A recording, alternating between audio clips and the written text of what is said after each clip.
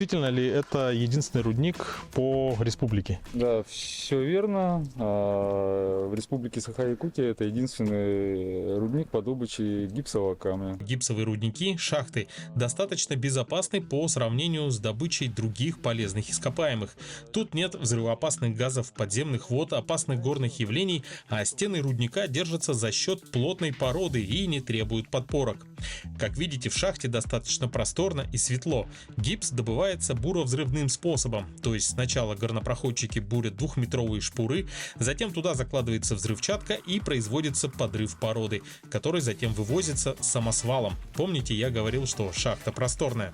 Честно, я не верил, что у меня получится пробурить 2-метровый шпур, но я смог и вроде как даже вписался в неплохое время. Ой, мороз, мороз, не мороз, да.